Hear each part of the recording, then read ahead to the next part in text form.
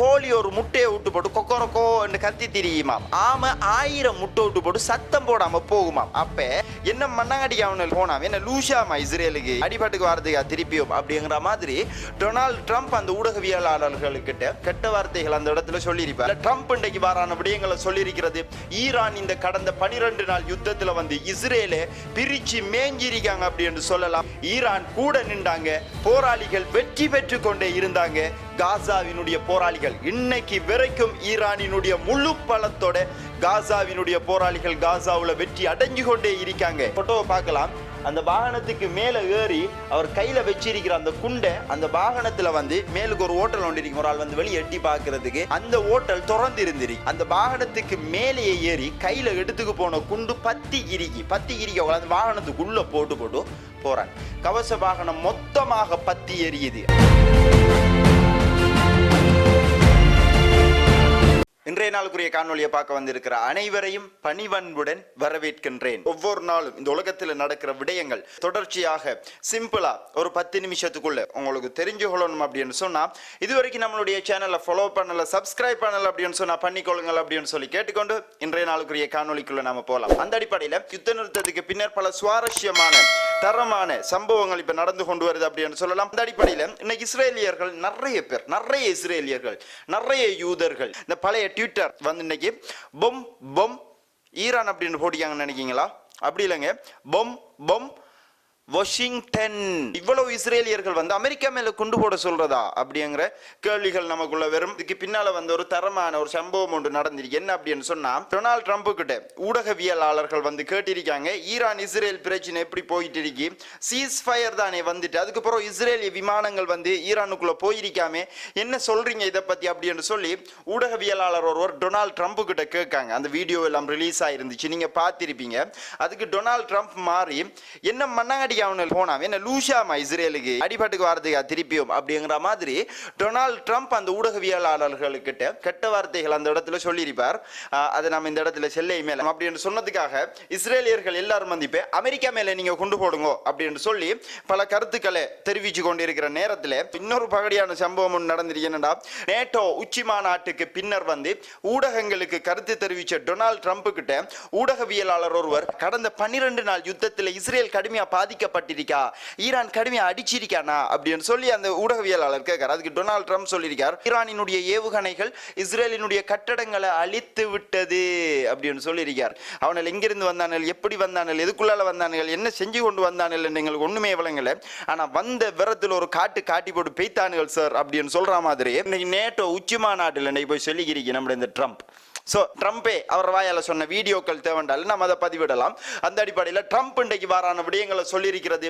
Iran இந்த கடந்த 12 நாள் யுத்தத்தில் வந்து இஸ்ரேலை பிரிச்சு மேஞ்சிருக்காங்க அப்படின்னு சொல்லலாம். டொனால்ட் ட்ரம்ப் இவ்வாறான செய்கைகளை செஞ்சு கொண்டிருக்கவங்கள ஐநா பாதுகாப்பு சபை இன்றைக்கு நடந்திருக்கு. அந்த ஐநா பாதுகாப்பு சபையில் இஸ்ரேலும் போய் இருந்திருக்காங்க. இஸ்ரேல் போய் இருந்த உடனே ரஷ்யாவினுடைய பிரதிநிதிகள் இஸ்ரேலுக்கிட்ட சொல்லியிருக்காங்க, ஏன் இஸ்ரேல் இங்க வந்திருக்காங்க, அவங்களுக்கு என்ன தேவை, அவங்கள ஆக்களை வெளியிறக்குங்க, இவங்க என்னத்துக்கு வந்திருக்காங்களா, என்னையா பிரச்சனை அப்படின்னு சொல்லி பப்ளிக்கா உலக அரசியலினுடைய ஜியோ பொலிட்டிக்ஸினுடைய மிகப்பெரிய மேடையாண்டைக்கு திகழ்ந்து கொண்டிருக்கு. அந்த மேடையில வச்சு இன்றைக்கு செருப்பால் அடிச்சு வரசிருக்கானுகள் ரஷ்யாக்காரர்கள் இஸ்ரேலை பார்த்து. அது மட்டும் இல்லாம சின்னதா மக்கள் புரட்சிகள் அரபு நாடுகளுக்குள்ளே, அதாவது அரபு நாடுகளினுடைய ஆட்சியாளர்களுக்கு எதிராக வாரத்துக்குரிய வாய்ப்புகள் இப்ப அதிகரிச்சிருக்கு அப்படிங்கிறத பல ஊடகவியலாளர்கள் இன்னைக்கு சொல்லியிருக்காங்க. அரபு நாடுகள்ல வெகு விரைவில் வந்து மக்கள் புரட்சி அங்கே இருக்கிற ஆட்சியாளர்களுக்கு எதிராக வரக்கூடிய சாத்தியமும் அதிகமாக இருக்கு. அந்த அடிப்படையில் இப்ப அரபு நாடுகளினுடைய தலைவர்கள் எல்லாருமே சேர்ந்து சில கலந்துரையாடல்கள் ஈடுபட்டு கொண்டு வராங்களாம். என்ன அப்படின்னு சொன்னா, வெற்றி அடைந்த இஸ்ரேலை விட மௌனமாக இருக்கும் ஈரான் நமக்கு பொருத்தமானது அப்படின்னு சொல்லியிருக்காங்க. அதாவது என்ன அப்படின்னு சொன்னா, கோழி ஒரு முட்டையை விட்டு போட்டு கொக்கரக்கோ என்று கத்தி திரியுமாம், ஆமை 1000 முட்டை விட்டு போட்டு சத்தம் போடாம போகுமாம். அப்ப 1000 முட்டை ஒரு ஆமை நமக்கு போதும், கொக்கரக்கோ என்று கத்தி திரை இந்த கோழி நமக்கு தேவையில்லை அப்படிங்கிற போல என்ன நடந்துச்சு அப்படின்னு தெரியாது. இந்த அரபு நாட்டு தலைவர்களுக்கு தலையில சாமன் அடிபாட்ட என்னன்னு தெரியாது. ஜஸ்ட் ஒரு கலந்துரையாடல் உண்டு அவங்க செஞ்சிருக்காங்களா. ஆக ஈரானினுடைய கத்தார் மீதான தாக்குதலின் பின்னர் ஐநா சபையில் ரஷ்யாவினுடைய ஆதிக்கம் அதிகரித்தது மாத்திரமல்லாமல் மத்திய கிழக்கில் ஈரான் தனக்கென்று ஒரு அஸ்திவாரத்தை ஆணித்தரமாக நிலைநிறுத்தியுள்ளது. அப்படி என்பதே இந்த யுத்தத்தில் ஈரானினுடைய வெற்றியை உறுதி செய்திருக்கு அப்படி என்று சொல்லலாம். ஓகே, அதனை தொடர்ந்து பார்த்தோம் அப்படின்னு சொன்னா கடந்த 12 நாள் யுத்தத்தில் ஈரான் சில படிப்பினைகளை பெற்றிருக்காங்க. அந்த அடிப்படையில் உச்ச தலைவரின் கீழே இருக்கிற IRGC உயர்மட்ட மீட்டிங்குகள் இப்ப தொடர்ச்சியாக ஈரான்ல நடந்து கொண்டிருக்கு. ஆக இந்த 12 நாள் யுத்தத்தில் நம்ம எந்தெந்த வகையில மிஸ்டேக் விட்டிருக்கோம் அப்படின்னு சொல்லி ஈரான் இதுல கலந்துரையாடிக்காங்க. அதுலயுமே குறிப்பாக அங்க கலந்துரையாடப்பட்ட விடயங்கள் நம்ம இப்ப ஏற்கனவே பாலிஸ்டிக் மிசைல்ஸ் தயார் செஞ்சு வச்சிருக்கோம். இதோட சேர்த்து நம்ம விமானங்களையும் தயார் செய்யணும். இந்த விமானங்கள்ல நம்மளுடைய பாலிஸ்டிக் மிசைலை பொருத்தி இந்த விமானத்துல போய் அடிக்கிறது அப்படிங்கிறது வந்து நம்ம இப்ப இங்க இருந்து அடிக்கிறதை விட பல மடங்கு சேதத்தை அதிகரிக்கும். ஆக ஈரானுக்கு பலமான ஒரு விமானப்படை நமக்கு தேவை கட்டாயம். இதுக்கு புறவு நாம பலமான ஒரு விமானப்படை நம்ம கட்டாயம் அமைக்கணும். அப்படி அமைச்சாதான் எதிரி நாட்டுக்கு மேல போய் தாக்குதல் நடத்துறதுக்கும் எதிரி நாட்டு விமானங்கள் நம்ம நாட்டுக்குள்ள வந்து எப்படி B-2 விமானம் ஈரானுக்குள்ள வந்து தாக்குதல் நடத்திப்பட்டு கண்ணிமைக்கிற நேரத்தில் போயிருந்துச்சோ அப்படி நம்மளுடைய நாட்டுக்குள்ள வர விமானங்களை நாம விரட்டி அடிக்கிறதுக்கும் நமக்கிட்ட பலமான ஒரு வான் பாதுகாப்பு படை கட்டாயம் நம்ம கிட்ட இருக்கணும். நம்ம சொல்லக்கூடிய அளவுக்கு ஈரானுக்கிட்ட பிளைட் இல்லை. நீங்க இந்த 12 நாள் யுத்தத்தில் பார்த்திருப்பீங்க, அவங்க மிசைல் தான், வேற ஒன்றுமே இல்லை. அவங்களோட மிசைலை வச்சு மட்டும்தான் அடிச்சு கொண்டிருந்தாங்க. இப்போ வந்து அவங்க சொல்லியிருக்காங்க என்ன அப்படின்னு சொன்னா வான் பாதுகாப்பு படையை நம்ம வலுப்படுத்தினோம் அப்படின்னு சொன்னா வேற எந்த நாட்டினுடைய உதவி நமக்கு தேவையில்லை. மத்திய கிழக்குல தனி ராஜாவாக நாம வலம் பெறலாம். ஈரான் அப்படிங்கிறத இன்னைக்கு உச்ச தலைவரின் கீழே இருக்கிற IRGC உட்பட ஈரானினுடைய அரசாங்கம் கடுமையான கவனம் செலுத்தி கொண்டு வர விடயங்கள் உண்டாகும். இது ஓகே, அடுத்து பார்த்தோம் அப்படின்னு சொன்னா எப்படி ஈரானுக்கு வந்து விமானங்கள் இல்லாம இருக்கிறது ஈரானினுடைய பெரிய அளவில் ஒரு வீக்னஸ் இருந்துச்சோ அப்படித்தான் அவங்களுடைய நாட்டுக்குள்ள இருக்கிற மொசாட் ஏஜென்ட்டாலையும் அவங்களுக்கு மிகப்பெரிய பிரச்சனை இருந்துச்சு. அந்த ஏஜென்ட்களை கண்ட்ரோல் பண்றதுல உண்மையிலே இந்த 12 நாளைக்குள்ள ஈரானினுடைய IRGC வெற்றி அடைஞ்சிருக்காங்க அப்படின்னு சொல்லலாம். அந்த அடிப்படையில் கடந்த 12 நாளையில மட்டும் 700 மொசாட் ஏஜென்ட்களை ஈரானியன் ரிவல்யூஷன்ஸ் கார்ட்ஸ் கோப் IRGC கைது செஞ்சிருக்காங்க. அதுல வந்து 3 பேரை இன்னைக்கு நாங்க தூக்கில் எட்டியிருக்கோம் அப்படின்னு சொல்லியிருக்காங்க. ஓகே, அடுத்து பார்த்தோம் அப்படின்னா காசா. ஈரான் இவ்வளவும் செஞ்சதுக்கு மிக முக்கியமான காரணம் காசாவினுடைய மக்கள். எங்களுக்கு இந்த ரியால் தேவையில்லை, டாலர் தேவையில்லை, காசின் தேவையில்லை, எங்களினுடைய மக்கள் தான் எங்களுக்கு முக்கியமானது அப்படி என்று சொல்லி ஈரான் கூட நின்றாங்க. போராளிகள் வெற்றி பெற்று கொண்டே இருந்தாங்க. காசாவினுடைய போராளிகள் இன்னைக்கு வரைக்கும் ஈரானினுடைய முழு பலத்தோட காசாவினுடைய போராளிகள் காசாவுல வெற்றி அடைஞ்சு கொண்டே இருக்காங்க. அந்த அடிப்படையில் பார்த்தோம் அப்படின்னு சொன்னா தரமான சம்பவங்களை ஹமாஸ் காசாவுல செஞ்சிருக்காங்க. என்ன அப்படின்னு சொன்னா காசாவினுடைய கான் யூனிஸ் பிரதேசத்துல வந்து ஆட்களை ஏத்திக்கு போன இஸ்ரேலிய மிலிட்டரி வாகனம் ஒன்றை வந்து இன்னைக்கு தாக்கி அழிச்சிருக்காங்க. அதுல வந்து கிட்டத்தட்ட 7 பேர் கொல்லப்பட்டிருக்காங்க, 16 பேர் காயமடைஞ்சிருக்காங்க. என்ன அப்படின்னு சொன்னா மெர்கவா டேங்க் மாதிரி ஒரு வாகனம் ஒன்று நிக்கி. இந்த போட்டோவை பார்க்கலாம்.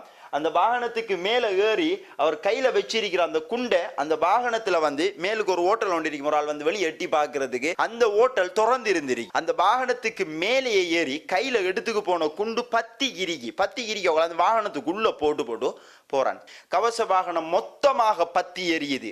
ஈரானினுடைய தாக்குதலுக்கு பின்னர் அவங்க உற்சாகத்தோட போராடுறாங்க அப்படிங்கிறது இது நமக்கு தெளிவா உணர்த்தி இருக்கு அப்படின்னு சொல்லலாம். இந்த தாக்குதல் வீடியோவை பல் கஸாம் பிரிகேட் ரிலீஸ் பண்ணிருக்காங்க. இந்த வீடியோவை பார்த்த ஹல்லல் பைட்டன் அப்படிங்கிற சேனல் 14 ஊடகவியலாளர், இவர் இஸ்ரேலை சேர்ந்தவர், இவர் சொல்றார் என்ன அப்படின்னு சொன்னா இந்த வீடியோவை பார்த்தேல் தானே கடந்த 1 வருஷமும் 8 மாசமுமா காசாவுக்குள்ள ஒரு 10 கிலோமீட்டர் அகலமும் 40 கிலோமீட்டர் நீளமும் கொண்ட ஒரு துண்டு நிலப்பரப்பை 1 வருஷமும் 8 மாசமும் அவங்களால கைப்பற்ற முடியல. இதுக்கு புறவும் அவங்களால கைப்பற்ற முடியும் அப்படிங்கிற நம்பிக்கை உங்களுக்கு இருந்துச்சுன்னா உங்களை போல ஒரு முட்டாளி இந்த உலகத்தில் இருக்க முடியாது. காசாவினுடைய போராளிகள் அவர்களினுடைய மண்ணை அவங்களுக்காகவே எழுதி வச்சிட்டாங்க. அங்க போன எல்லாரையும் எலிமினேட் பண்றாங்க. இந்த யுத்தத்தை இதோட முடிச்சு போட்டு அவங்களுக்கு தேவையான விஷயத்தை நாம கொடுப்போம் அப்படின்னு சொல்லி நான் சொல்லல. சேனல் 14 ஊடகவியலாளர் ஹல்லல் பைட்டன் இன்றைக்கு தெளிவாவே பேட்டி கொடுத்திருக்கிற விடயங்கள் இஸ்ரேல் முழுவதும் பெரிய அளவுல சர்ச்சையை கிளப்பிருக்கு அப்படின்னு சொல்லலாம். அது மட்டும் இல்லாம தெற்கு காசாவின் கான் யூனிஸ் பிரதேசத்துல ஓல்டு தக்ரிஷ் அப்படிங்கிற பழைய தக்ரிஷ் பிரதேசங்கள்ல வந்து கவச அரச வாகனம் ஒன்றை பெரல் ஐஇடி வெடிபொருட்கள் மூலமாக வெடிக்க வச்சிருக்காங்க. அதுலயுமே நிறைய சேதங்கள், உயிர் சேதங்கள் ஏற்பட்டிருக்கு அப்படிங்கிறதையும் அல் குத்ஸ் பிரிகேட் உறுதிப்படுத்தியிருக்காங்க. அது மட்டும் இல்லாம கான் யூனிஸின் அல் தௌஹீத் பிரதேசத்தில் வந்து D9 புல்டோசர் ஒன்றை ஏற்கனவே பொருத்தி வைக்கப்பட்டிருந்த ஷவாஸ் கன்னி வெடிகள் மூலமாக வெடிக்க வச்சிருக்காங்க. வெடிக்க வச்ச உடனே அந்த புல்டோசரை காப்பாற்றுறதுக்கு வந்த இன்னொரு புல்டோசரையும் அல்யாசி 105 ஷெல் மூலமாக தாக்கி அழிச்சிருக்காங்க. அங்க இருந்து யாருமே போகல, யாரையுமே அங்க மீட்டெடுக்கிறதுக்கு யாரும் வரையும் இல்லை அப்படிங்கிறதையும் அல் கஸ்ஸாம் பிரிகேட் இன்றைக்கு உறுதிப்படுத்தி சொல்லியிருக்காங்க. தரமான அடிகள் காசாவுக்குள் ஒளிந்து கொண்டிருக்க ஈரானினுடைய மகத்தான வெற்றிக்கு பின்னர் காசாவினுடைய போராளிகளும் பலமான தாக்குதல்களை காசாவுக்குள்ள செஞ்சு கொண்டு வராங்க அப்படிங்கிறது ஒரு பக்கம் இருந்தாலும் காசாவினுடைய மக்கள் தொடர்ச்சியாக கொல்லப்பட்டு கொண்டு வரதும் ஒரு புறம் பயங்கரமாக நடந்து கொண்டிருக்கு, கடுமையாக நடந்து கொண்டிருக்கு. இன்னைக்கு மட்டுமே காசாவினுடைய பொதுமக்கள் 77 பேர் வந்து காசாவுல கொல்லப்பட்டு இருக்காங்க. நிறைய பேர் வந்து இன்னைக்கு காயமடைஞ்சிருக்காங்க. இருந்த போதிலேயே பல நாட்களுக்கு அப்புறம் நிறைய உணவுப் பொருட்கள் அடங்கின ட்ரக்குகள் இன்னைக்கு காசாவுக்குள்ள வந்திருக்கு. அந்த மக்களினுடைய வயிற்று பசியில் 1/3 பங்கையாவது இது போக்கும் அப்படிங்கிற நம்பிக்கை நமக்கு இருக்கு. அந்த மக்களுக்காக இவைகள் வந்திருப்பதே பெரிய விடயமாகத்தான் இருக்கு அப்படிங்கிறதும் முக்கியமாக இதுல கருத்தில் கொள்ளப்பட வேண்டிய விடயங்கள் ஒன்றாக இன்னைக்கு நடந்திருக்கிற முக்கியமான தகவல்கள் எல்லாத்தையுமே எடுத்து இந்த வீடியோல நம்ம உங்களுக்கு வழங்கியிருக்கோம். இந்த வீடியோ சம்பந்தப்பட்ட கருத்துக்களை கட்டாயம் கீழே கமெண்ட் பாக்ஸ்ல பதிவிடுங்கள். இப்படி உலகத்துல நடக்கிற தகவல்கள் எல்லாத்தையுமே வந்து ஒரு வீடியோல நீங்க தெரிஞ்சுக்கொள்ளணும் அப்படின்னு சொன்னா இது வரைக்கும் நம்மளுடைய சேனலை ஃபாலோ பண்ணல, சப்ஸ்கிரைப் பண்ணல அப்படின்னு சொன்னா பண்ணிக்கொள்ளுங்கள் அப்படின்னு சொல்லி கேட்டுக்கொண்டு இதுவரைக்கும் உங்களுடைய முக்கியமான நேரங்களை ஒதுக்கி நம்மளுடைய வீடியோ பார்த்ததுக்கு மிக்க நன்றிகள். Thank you very much.